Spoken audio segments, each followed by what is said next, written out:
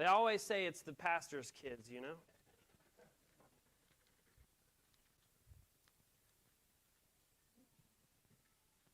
Deuteronomy chapter 11, we'll be reading verses 1 through 7, and then going down and reading verses 18 through 20. Deuteronomy chapter 11, verse 1 through 7, and 18 through 20. Deuteronomy chapter 11, you shall therefore, this is Moses speaking to the people of Israel, you shall therefore love the Lord your God and keep his charge, his statutes, his rules, and his commandments always. And consider today, since I am not speaking to your children who have not known it or seen it, consider the discipline of the Lord your God, his greatness, his mighty hand and his outstretched arm, his signs and his deeds that he did in Egypt, to Pharaoh the king of Egypt, and to all his land, and what he did to the army of Egypt, to their horses and to their chariots, how he made the water of the Red Sea flow over them as they pursued after you, and how the Lord has destroyed them even to this day, and what he did to you in the wilderness until you came to this place, and what he did to Dathan and Abiram, the sons of Eliab, son of Reuben, how the earth opened its mouth and swallowed them up with their households, their tents, and every living thing that followed them in the midst of all Israel. For your eyes have seen all the great work of the Lord that he did. Move down to verse 18.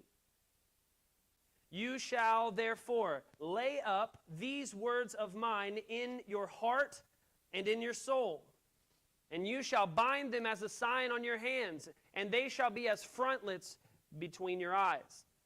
You shall teach them to your children, talking of them when you are sitting in your house, and when you are walking by the way, and when you lie down, and when you rise. You shall write them on the doorposts of your house and on your gates. In this passage, Moses is getting an opportunity similar to what we have here today, but maybe even more significant. See, we're here today on December 31st, the last day of this year. The last day of the year, meaning tomorrow's the first day of a brand new, fresh, blank canvas of a year, is an opportunity.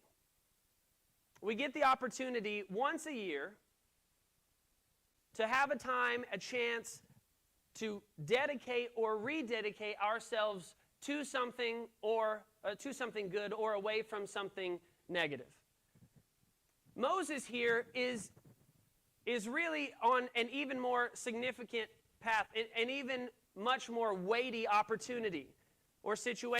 You see, this is today for us the end of 1 year. For Moses, this is the end of all of his years. Years which have seen many incredible things. In fact, the things that Moses has seen in his life are arguably the greatest physical, miraculous works of God done that were visible by human eyes. Moses has seen arguably the greatest and the most famous of all of God's works throughout human history. Is a good case that he's seen more than anyone else.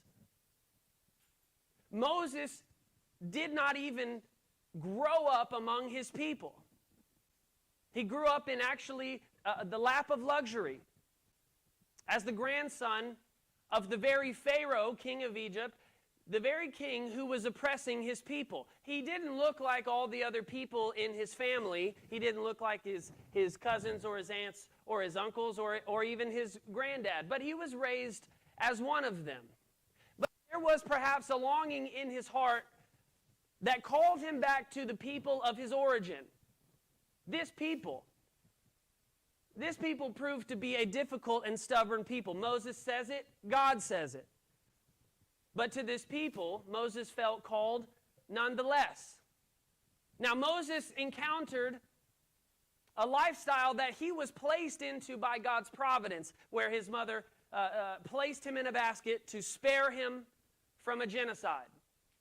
He floats down the river, survives, and is actually adopted by the daughter of the very king who is trying to kill him.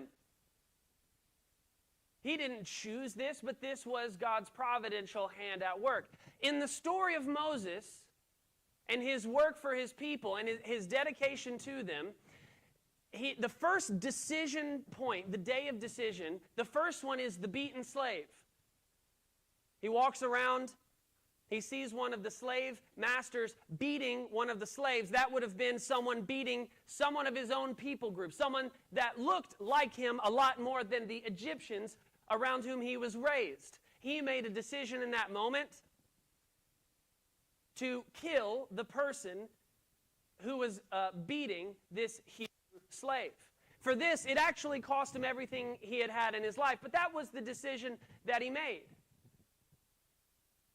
He made this decision, and it cost him his security and his safety and the luxury around which he had grown. And he had to flee. He flees to the desert after making a decision about what to do when he watched this beaten slave. The next decision that Moses makes, one for God, kind of for God, kind of for his people, is the burning bush. He's actually fled Egypt, finds a wife, finds a community, has a great father-in-law that loves him and whom he also loves. He's found actually a relatively good situation, and he's out one night and he sees this burning bush, a story which is arguably the most famous of Moses' life and maybe one of the most famous in all of the Old Testament. And he sees this burning bush. This is where he's confronted with God saying, "Follow me and do my will to free my people or not." He has another point of decision in his life. The first was where he decided whether to allow this beating of his someone of his people, of a slave, to go on. He made a decision.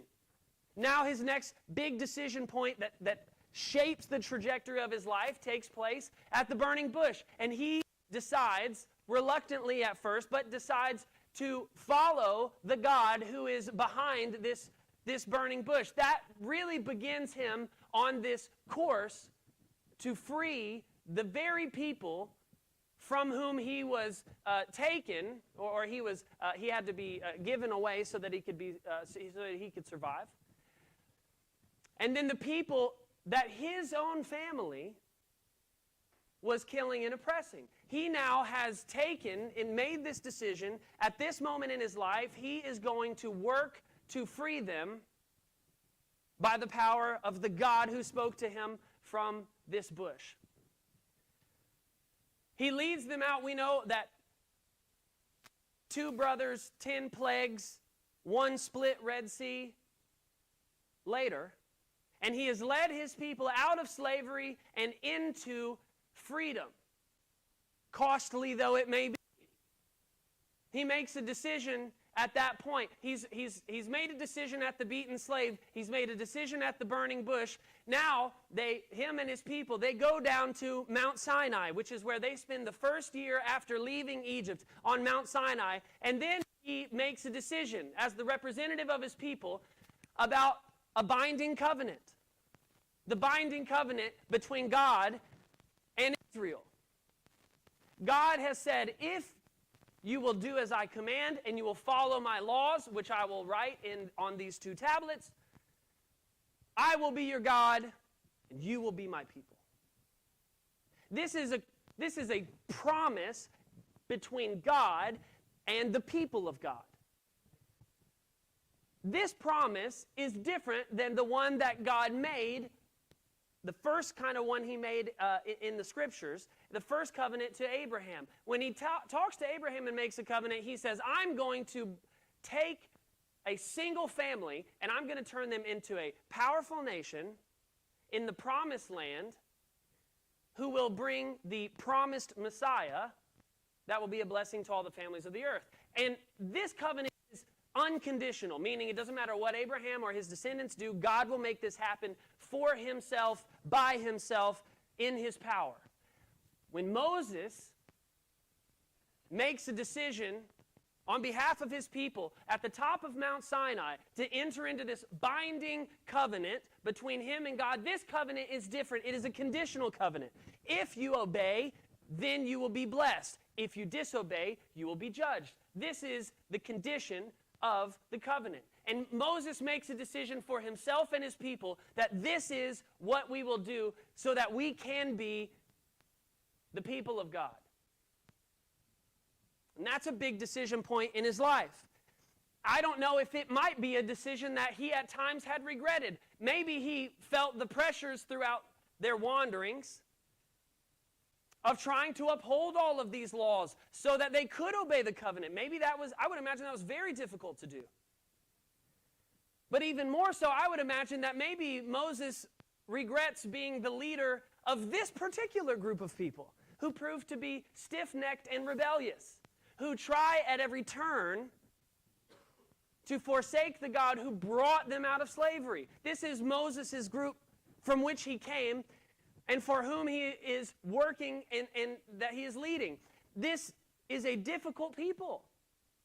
The journey from Egypt to the Promised Land should have taken 11 days. It took 40 years, not because they got lost, but because as they traveled and they wandered, the people began to look at their leader Moses and regret that God had used him and placed him in their leadership, and asked if they could not only turn their back on Moses as leader, but turn their back on the God who saved them and return into slavery. This people whom Moses was leading and for whom he had worked, and that God had chosen to be his special people, this people proved to be extremely difficult.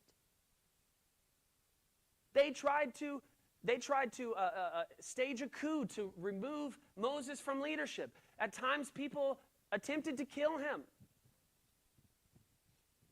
Every time there was a need, and Moses would turn to God and ask,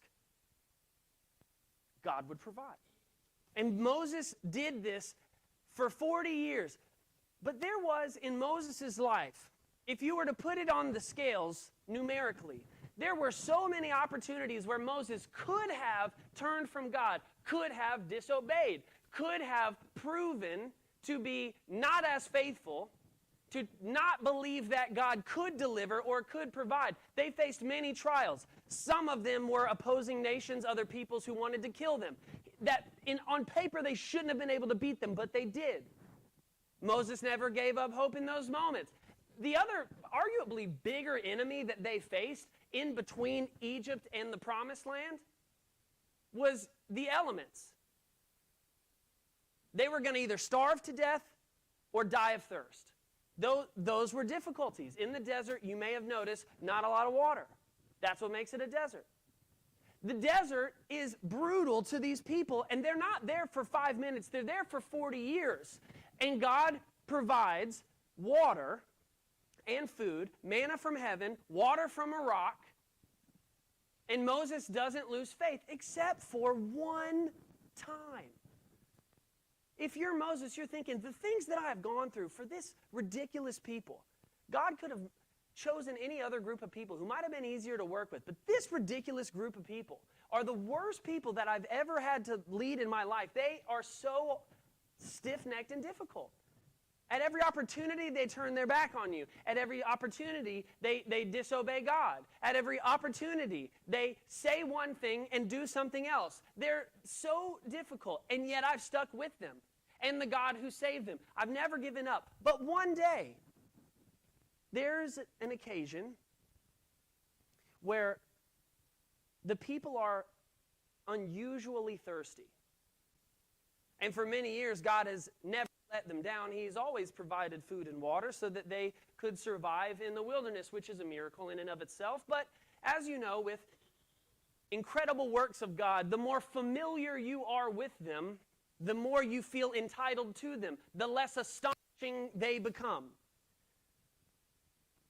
Food raining down from heaven became less astonishing, and water coming out of rocks became less astonishing to them. And one day they go to Moses and they say, Moses, you give us water right now, or we are going to kill you. And Moses grows extremely frustrated, and he prays to God as he normally would, and God gives him an instruction that he should speak to the rock, and from the rock would come water. Well, that's a peculiar thing to tell somebody to do, but instead of speaking it, he strikes it. He hits it with his staff, but surprisingly, water does come out. But this was a grave mistake.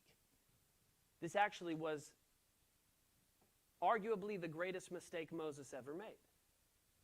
You see, in Exodus, right as they had come out and they were first complaining, like, we're out here in the desert, at least we wouldn't die of starvation and thirst. In Egypt, let's go back. God actually has a similar situation where they need water. And he tells Moses to strike the rock, and he strikes it, and water comes out. So now Moses is in a similar situation. But God tells him to speak to the rock. But he doesn't. In front of all of Israel, he takes the word of God and does not the thing that God had instructed him to do by faith, but the thing that he had done by familiarity. He goes, if you tell me to speak to it, and if I get one chance to get water out of this rock, I know that you've done it by striking the rock. If I speak to it, it might not work. People might not get water. I might die. And in front of all of Israel, he disobeyed God's command. God and Moses have this conversation, and he says, in front of all of Israel, you did not honor me as holy by disobeying my command. And then on top of that, Moses and his brother say to the people of Israel, why you guys complain all the time, and now I have to keep bringing you water. Not only did he not obey God right in front of Israel as the leader, and as the responsibility grows, the accountability grows as well. As the leader of all the people of God, he disobeys him in public, and then God, despite the disobedience, still brings water from the rock, and Moses then claims credit for the water which God brought anyway. Both of those aspects were part of the occasion, this happens in Numbers chapter 20, that changed the trajectory of his life. The beaten slave was a decision point in Moses' life. The burning bush was another. The binding covenant, another. And then these bitter waters were another. They came out of the rock, and God still provided for these people, but it did not come for free. It came at a cost to Moses. As I mentioned, they were wandering through the desert on what should have been an 11-day journey that took 40 years. Why is this the case? Well, when they disobeyed God and the people begged God, who had saved them from slavery, to please send them back, they'd rather be under Pharaoh than under God. In response to this, he judges them. Not only does he make them wander for 40 years and then eventually let them in. No, he makes them wander for 40 years. Why? Because in 40 years, all of the people of that disobedient generation will have died. All of them have to die. So their punishment is not only to wander before they get to the promised land, but it's that they all have to die before anybody can get to the promised land. And what's unique about the structure of the book of Numbers, you say, like, why name it Numbers? Well, they did a census, and that's why they call it Numbers. But what's the significance of this? Well, in Exodus, they are judged and told they have to wander for 40 years, and everybody in this generation has to die. All the adults have to die, and then their children can go to the promised land. But what's interesting about Numbers is in Numbers there are two censuses. And the first one comes at the beginning, and it includes all the adults who have been judged, but who must die before they can enter the promised land. And then at the end of Numbers, there's another census. And it does not include those adults. It now includes all the people of Israel who are of the next generation, who are the rightful heirs who will enter the promised land. When Moses speaks in this passage, had it not been for him striking instead of speaking to it, he would have been the one person of that generation who would have gotten to enter the promised land when everybody else didn't.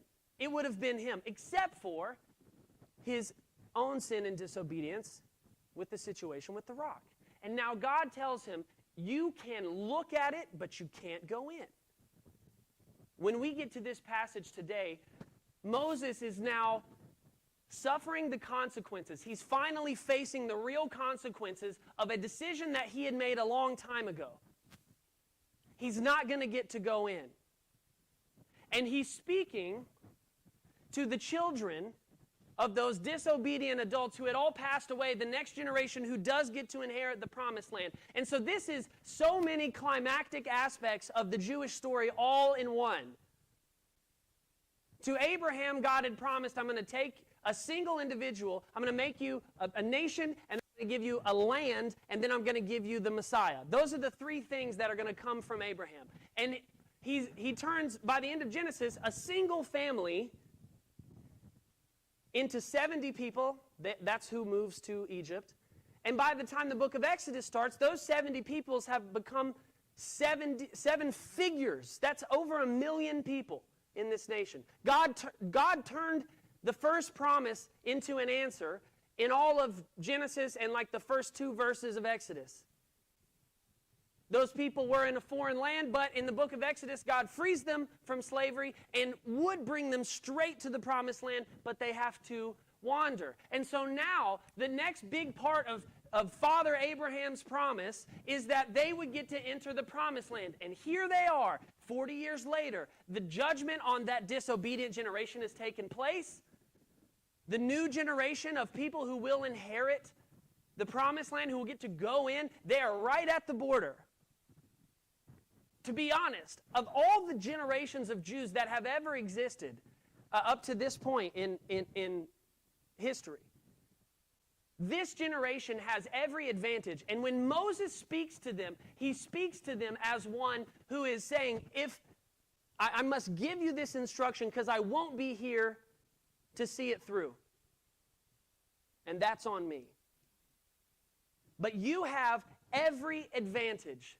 If there ever any generation of Jews who could do it, who could follow God and be his people and keep his covenant, it would be you. Why is that the case? Because he's already made you a nation like he promised to Abraham. And he's brought you out of slavery. But what's unique about this generation is they are the last generation who are first-hand eyewitnesses to the works that God did in the Exodus.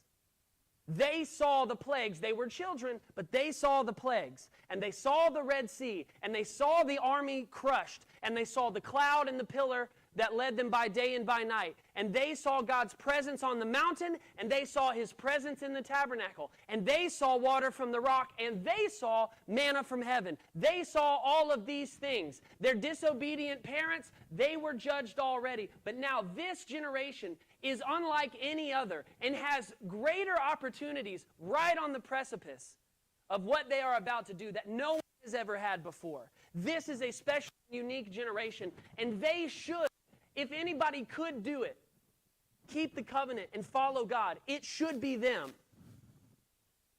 And Moses pleads with them to do it. In verse 1, it is a restatement of what is called the Shema in Jewish culture. You shall love the Lord your God. That's a concise statement from Deuteronomy chapter 6, verse 5. You shall love the Lord your God with all your heart and soul and mind and strength. This is a concise version of that. He's reiterating this command. In the first 7 verses that we read, verse 1 is his command to the people. You're about to enter a nation. You're about to take possession of the promised land, but other people live there, and they do not serve your God. So when you get there, there is one God, don't forget, and it is your God, and you cannot mix him, you cannot intertwine with them. It is one God and one God only. That's how far they've come. When he first plucks Abraham and says, I'm going to make you a people and give you a nation of your own, and give you this promised land. He takes a single family with many gods, and now, on the precipice of entering the promised land, they are many families with a single God. That's the transformation that God has done through his covenant and in his work in this people. And Moses is begging them. In his final words, this is his swan song. He actually later in Deuteronomy writes an actual song for them to sing to teach the next generation about the works of God. This is his final command. His command is, you shall therefore love the Lord your God and keep his charge, his statutes, his rules, and his commandments for not just a small amount of time, but always. Verses 2 through 6, he is basically saying, you are to follow this God. In verses 2 through 6, he explains what this God has done, not by telling them about things they aren't aware of. But remember, this is the last generation who were firsthand eyewitnesses to these things. And like we want to do at the end of a year, we look back and say, my, what God has done. This is what he's doing not over 1 year, but over one lifetime. Maybe the most significant lifetime before Jesus comes to earth in Jewish history. And he looks back on them and explains these things. Consider today, since I am not, this is verse 2, consider today, since I am not speaking to your children who have not known or seen it. That's the difference. The people who are parents today were the children of the Exodus. The parents of the Exodus are dead, and now the children of the Exodus are the parents in the promised land. They now are the ones who are leading, who are making decisions for the people and for their families, and they are the last eyewitnesses of God's great works. The children have not known it or seen it, but the parents here, who were children when God led them out of Egypt, they have known it and seen it. So he says, consider today the discipline of the Lord. And this is where he lists off these things, not as just like, hey, remember that was a cool thing. He is telling them, first I said follow this guy. Now I'm going to say, before you were really following him, these are all the incredible things he did for you. So your worship and your observance of his laws is rightfully owed to him because of his work in your life. And when this always happens in the Old Testament, when they forget God and what he's done in their lives and in their history of their people, they stop following him. The forgetting what he did, always led to sin. The more they remembered him, the more they followed him. The more they forgot him, the more that they sinned. So Moses is saying in verses 2 through 6, he says his signs and his deeds in verse 3 that he did in Egypt to Pharaoh, the king of Egypt, and to all his land. They would have remembered this in real time. And what he did to the army of Egypt, they know. Horses, chariots, how he made the waters of the Red Sea flow over them as they pursued after you. And how the Lord has destroyed them to this day. They still haven't come after you. And what he did to you in the wilderness until you came to this place. And what he did to Dathan and Abiram, the sons of Eliab, son of Reuben. These are the people who tried to overthrow Moses, and God opened up the earth, and basically they fell into it, them and their families. Pretty gruesome. How the earth opened its mouth and swallowed them up, and their households, their tents, and every living thing that followed them in the midst of all Israel. He did this for you in front of everybody. You know these things. And for these reasons, the God who is claiming your obedience has a right to it. Don't forget. Verse 7, for your eyes have seen all the great work of the Lord that he did. And that is an advantage. And you know what? To be honest, we have a similar advantage. You see, they had seen all the acts of Exodus and deliverance and the wandering in the wilderness. They had seen all those miracles. And I think a lot of us in our minds think if I could see those kind of things, I would have no problem following God, running from sin, and obeying the Lord. But if you look at the very people who had seen them, they were about as disobedient as anybody had ever been. And I'm always skeptical when people look back over history about a terrible thing that happened and said, but if I had been there, I wouldn't have done that. If I had been in the South, I would have been the most staunch abolitionist. No, you probably would not have been. If I had been in Germany during World War II, I would have been hiding the Jews in my attic. No, you would not. Most likely you would not have been. If I had been in Israel during the biblical times in the Old Testament days, I would have been the remnant, the one following God no matter what. It's like, it's probably not. In fact, almost kind of arrogant for you to think that you're better than all of these people. When they forgot the works of God, they would stray away from Him. We now have an advantage, I think, even over the Jews who actually saw those signs that we so wish we could have seen. And it would be cool to see. We now have the fulfillment of all of those things, the very purpose for which those things came into existence. The Jewish people and their place are a vehicle which delivered the salvation of Jesus Christ into the world thousands of years later. And we now know about it. And when we open this book is better than being a first-hand eyewitness to the 10 plagues, the Red Sea, the manna from heaven, the water from the rock, and any miracles in between. This book is better than that. Because Jesus is better than Moses. And grace is better than the law.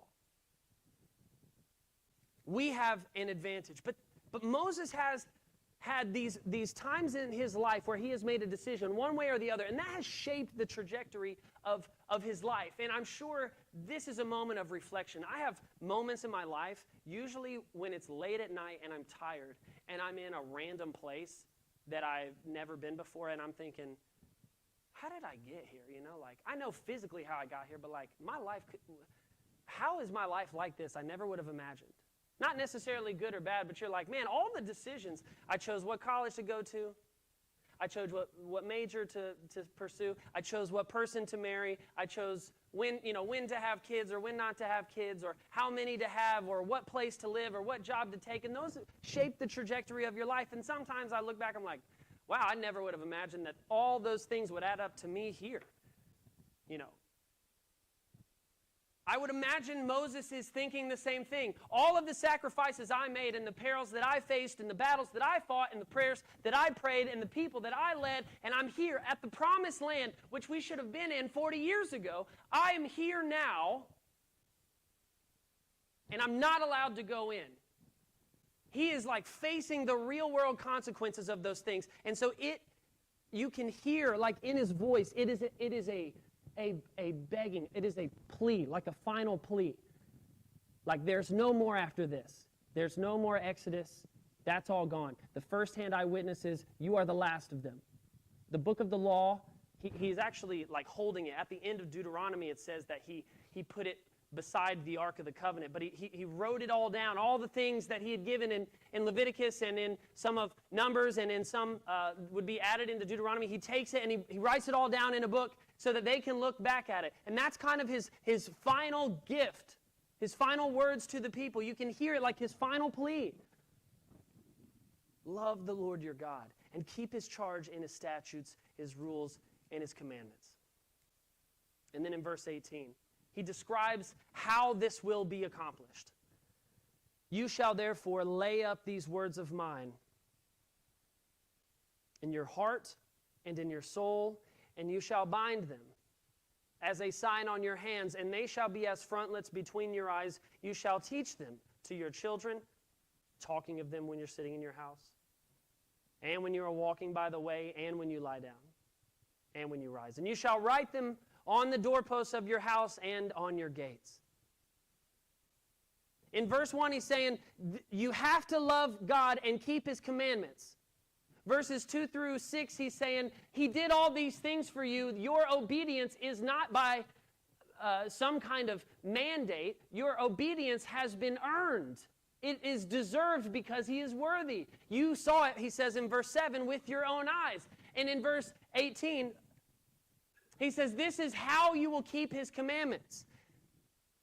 All the prescriptions that he gives in 18 through 20, these prescriptions are to help them not forget. For if they forget God, they leave God. If they forget God, they forsake God. So he says in verse 18, lay up these words of mine in your heart and soul. You got to keep them in here. Remember, there's no books, there's no printing press. You can't take the one book that Moses had created and you can't give one to everybody. That's not how it works. Even if you could, everybody can't read anyway. You can't do it. So they have to do something else. They have to memorize it. Keep it in their hearts and in their minds. Because if you forget, you forsake God. So then he says, bind them as a sign on your hand, and they shall be as frontlets between your eyes. So when you use your hands, you see them. And when people look at you, they see it. Verse 19, teach them to your children, talking of them when you're sitting in your house, when you're walking by the way, and when you lie down. This is another way of saying all the time. There's not a specific time where it's like each Shabbat morning for 1 hour in Shabbat school. You're going to do a lesson, and you're going to have your felt pads, and you're going to teach these things. But then after that, that's it until next Shabbat, and then we can do another lesson. It's all the time. There is no compartmentalization of God's relationship to his people and the words that he gave them and the obedience that they are that's required of them. It doesn't start and stop at a particular time. It's all the time. And the only way to teach it to the next generation is to teach it to them bit by bit as they go throughout the day, all the time, whether they're in their houses or they're not. It even says in verse 20, you shall write them on the doorposts of your house. That means on the doorframe of your house, you see that as you're going in. And then on your gates, you see that as you're going out. So whether you're going into your house with your family or you're going out into the world, the things of God and his words always on your mind at all times. That may be a lofty goal for some of us, to think the Word of God is on my mind all the time, everywhere, forever. That's maybe a lofty goal. But to be honest, some of us may not have the words of God in our hearts and minds hardly at any times, anywhere, for any reason. And that's an indictment on us. And I don't know that we sometimes may not be even similarly entitled to God's work in our lives as the Israelites were. To think that we may not need to memorize these things because we learned them on Sunday as if that was the end-all be-all. And I love church. I obviously am here, and this is a big part of my life. I value it. It is essential. You can't have a Christian life without a Christian community. This life was not meant to be lived alone. And yet sometimes we do live it alone. Or even if we do attend, we're not living with one another. We are here and can check off an attendance box physically, like we're physically in the building. But the God who is worshiped in this building has no residence in our hearts.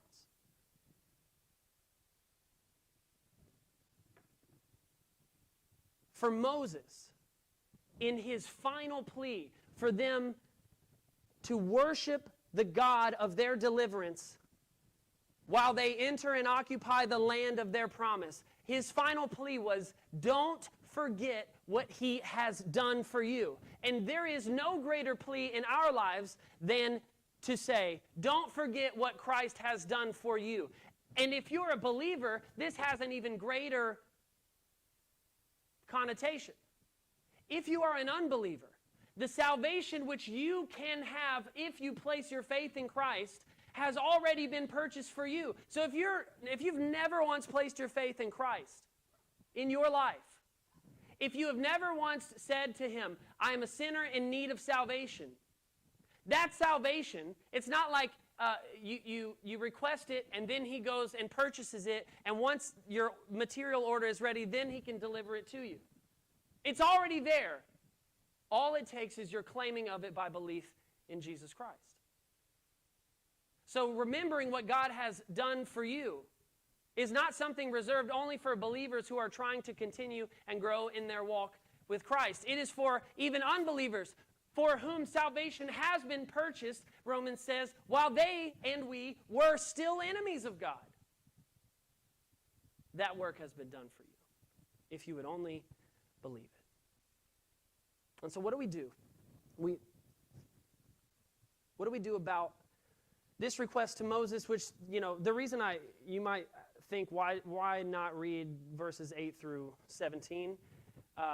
It's specific to the Jewish situation that would have been highly contextual for them that would be different for us.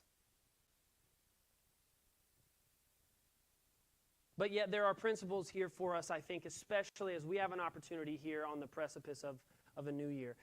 There are three things I think are essential here. We dedicate, I want you to consider these three things. Dedicate your head to reflection.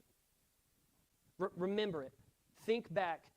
Turn the clock back in your mind's eye to what God has done this year, but even beyond that in your life. Because if we truly will remember those things, it will be difficult for us to do anything other than be grateful and thankful for God's work in our lives. The most prominent example of this is in 1 Samuel 7:12, when Israel receives the Ark of the Covenant back from the Philistines. And as I mentioned prior to our Come Thou Fount song, he stacks a bunch of stones together and he calls it an Ebenezer. And that meaning, thus far the Lord has helped us. And if you look back in your life, you may not have any particular Ebenezers to speak of, anything as a commemoration of the work God has done in your life. But He has worked in your life, and He has done incredible things for you, whether or not you recognize or remember them. Dedicate your head, your mind, to reflecting on those things. And secondly, dedicate your heart to instruction. This is Moses' request in the final verses 18 through 20. Not only that there's kind of two aspects to the instruction. You lay it up in your heart and in your mind and your soul. Like it's a conviction for you, and you know the Word of God. And then you don't keep it there on the inside. It goes from inside to outside. It goes from your generation to the next. And so the parents learn it and are convinced of it. And especially when it's in the home, in the context of a family, this is what one of the main things Brother Todd is referring to. Fathers and mothers know the Word, and they pass it along to the children. But they have to know it first. In the ideal circumstance, we cannot expect to learn everything from our children. Our children need to learn it from us. And it may be the case that either we don't know it or don't believe it as strongly as we think we do. You dedicate your head to reflection. You dedicate your heart to instruction. And then you dedicate your hands to action. You got to follow it. You got to do it. You got to live it. To be honest, when we think about dedicating ourselves to doing something for God, that might be, in the cultural term, a New Year's resolution. And I think we would be far better off not to make New Year's resolutions this year, but to do the opposite. I'm actually starting to think and to be convinced that we are not living for God in the way that we should or the way that we desire. Not because we are intentionally choosing to live away from Him or to stray from Him, but because we have so filled our schedules to the brim. It is not that we are making particular decisions, I don't want God, but simply not allowing any time or space for God. And I'm not even just talking about your attendance here on a Sunday morning. I'm talking about in your heart. And to be honest, it's not even that our hearts are full of evil things necessarily. Our hearts could be full of decent, fine things. But if those decent things now rank number one in priority over the giver of life and salvation and the obedience which He has earned and desires from us, we are out of line.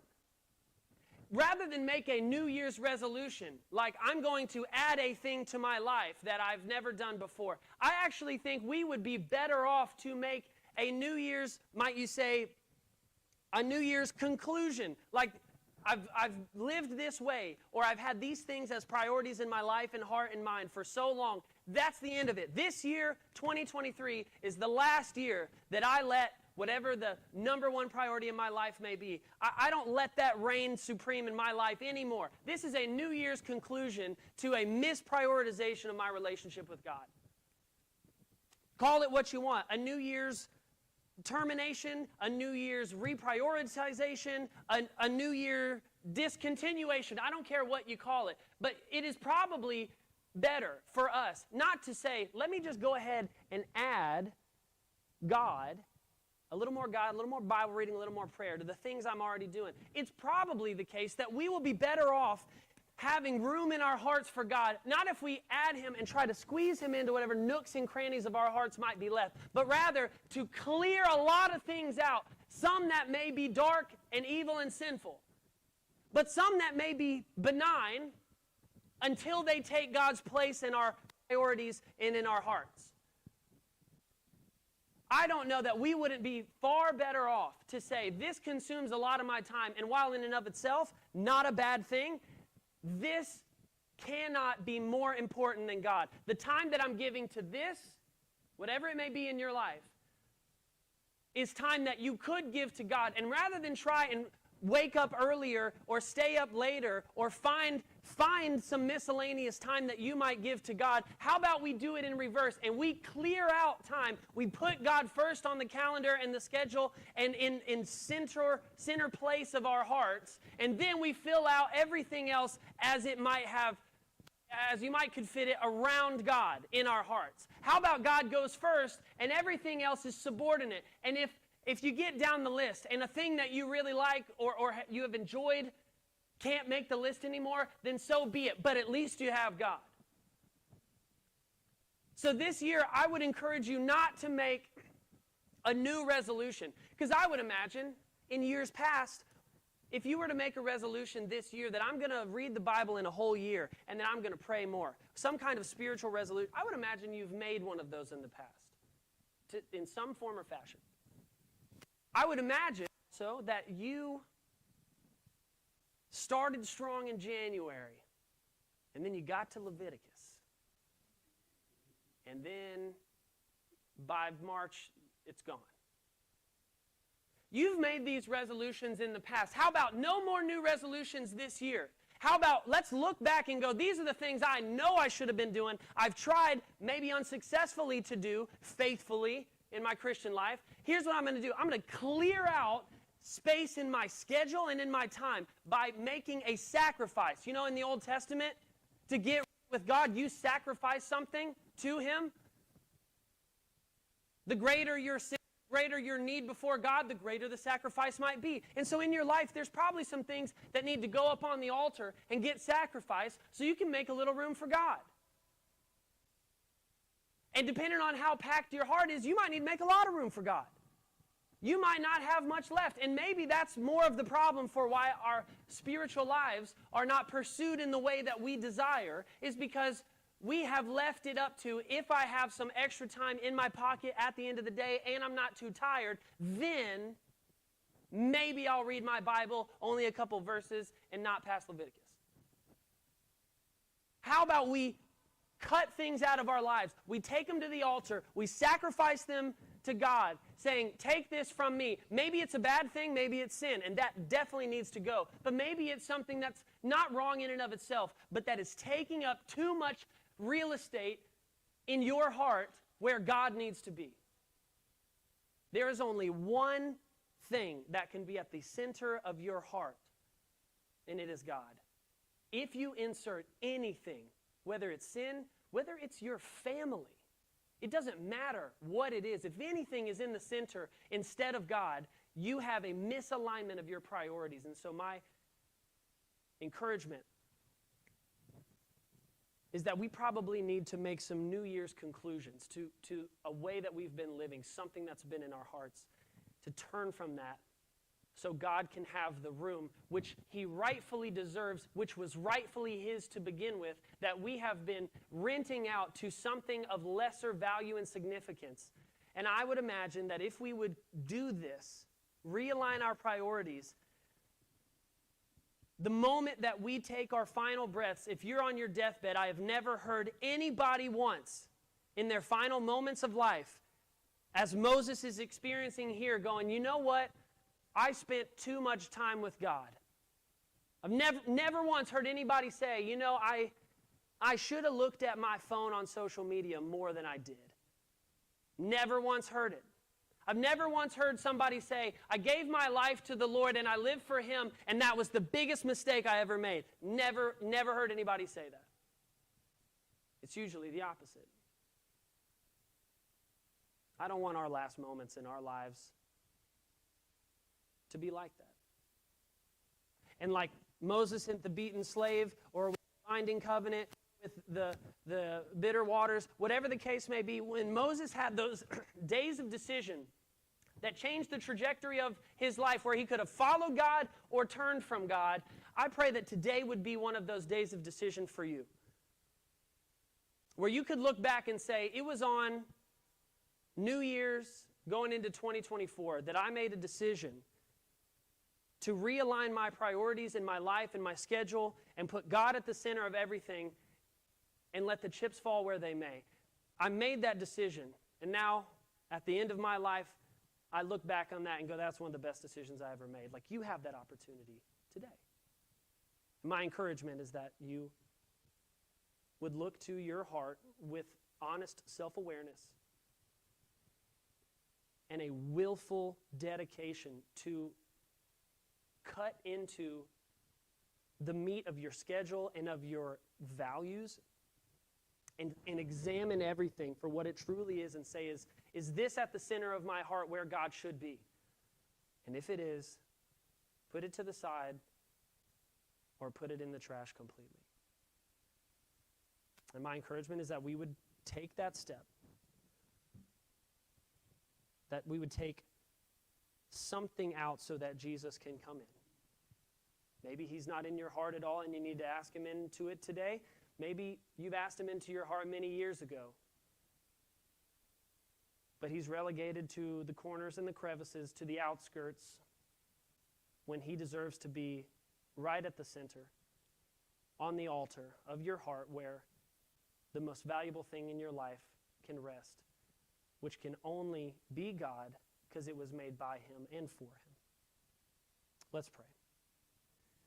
Heavenly Father, we're grateful today for you, who has given us this passage from Deuteronomy, where Moses, at the end of his life, looks back, considers the works that you have done and the decisions that he has made for you, not regretting any of the times that he followed you, knowing that you were guiding him all along. I imagine he's regretful of one decision, striking a rock, disobedience that kept him out of the promised land when he would love to go in. But Lord, nonetheless, he never once forsakes you or regrets having followed you. And I pray that this would be the story of our hearts and our lives, that we would cherish you so deeply in our hearts that it would be with us wherever we go in our minds, that we would reflect on what you have done, never to forget it, and that we would work in our hearts and our minds toward instruction, that it would, the words of your book and your Spirit would be in us so powerfully that it flows out to the unbelievers around us and to our families and children. And that we would also dedicate ourselves not only to reflection and instruction, but to action. So that we will not just hear words in here and they would fall by the wayside the moment we step through those back doors, but that we would make significant changes, not adding new things, but taking away old things which are occupying space in our hearts and our lives, our time and even our money, that is rightfully yours. Forgive us for that misalignment and empower us to restructure and have the courage to live with the new life that it brings. Lord, I pray that everyone in here, whether they are familiar with God for many years or they have never asked you into your heart, Lord, I pray that they would take the opportunity now, a unique time of the year, to start fresh this year, freshly dedicated with renewed energy, with renewed passion and vigor toward you because of the works you've done in their lives and because you are worthy. Lord, help us to live in light of that. And I pray these things in Jesus' name. Amen. If you would stand with us as we sing our final song, and if you need to come to the altar, it will be open for prayer.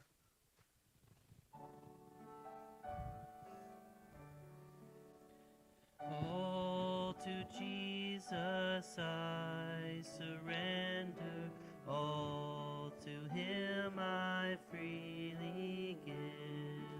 I will ever love and trust Him, in His presence daily live. I surrender all, I surrender all to Thee, my blessed Savior, I surrender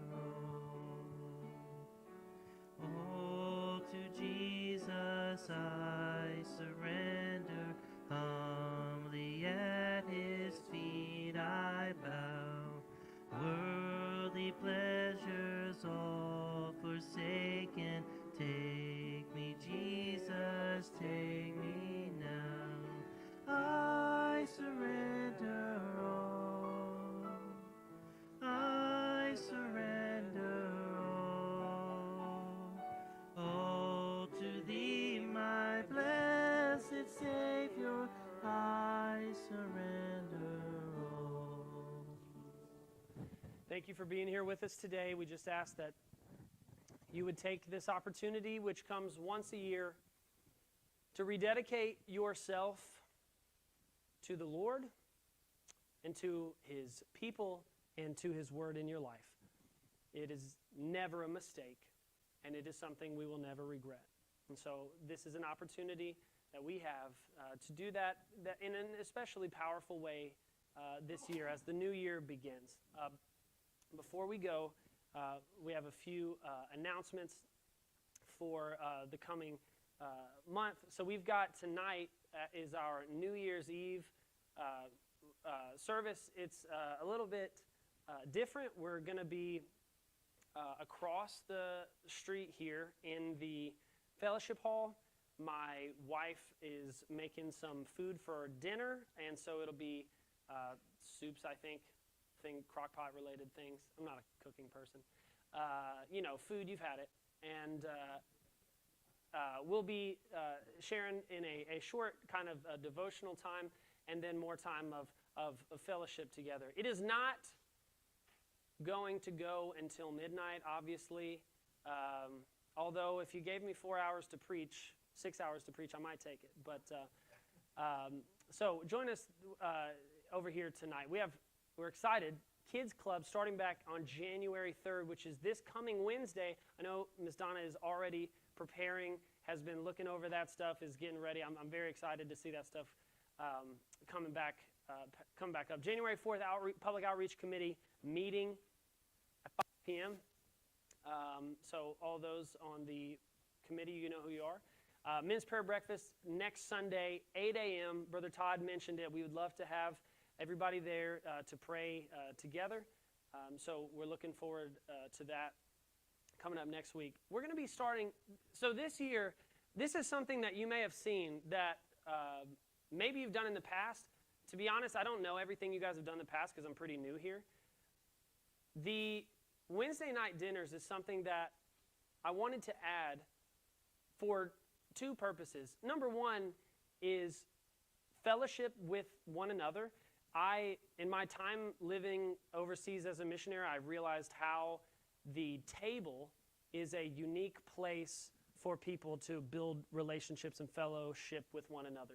Eating at a table across from one another. But then also the other reason, not just for those of us in here to fellowship together, but for it to be an opportunity for us to invite people from our community who may not know our church or know the Lord at all, to join us here and have a chance to become acquainted with our people and our church in a way that's outside of just a service itself. To get to know us and to get to have a meal together so we can build a relationship. Because sometimes it is hard if you go to a new church if you don't know a single person. But if you've had a meal with them, you can walk into this church on a Sunday morning and go, we had together. And I think that will be helpful. So that's going to be a monthly thing that we have on the second Wednesday of every month. So, are there any other announcements that I may have missed? Yes, Ms. Donna.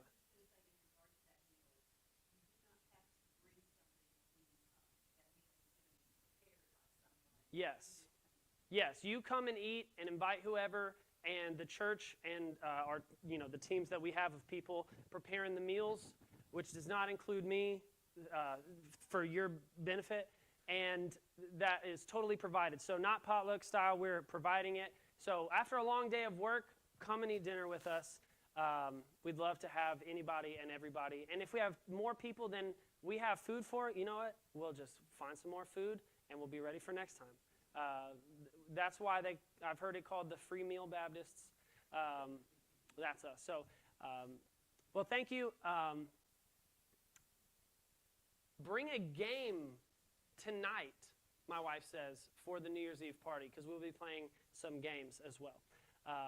So we're looking forward to it. As we go, I just wanted to give this final opportunity just to remind you, we have an opportunity at the first of the year, a blank canvas, to choose what direction we will go, who we will serve, and how this year might be different in a better way than last year was. And I would encourage you that rather than trying to add Jesus to the things you already do, that we should probably take away some of the things in our hearts and lives and reserve that space for where Jesus should have been all along. So I will ask if Brother Chris Parker, will you dismiss us in prayer?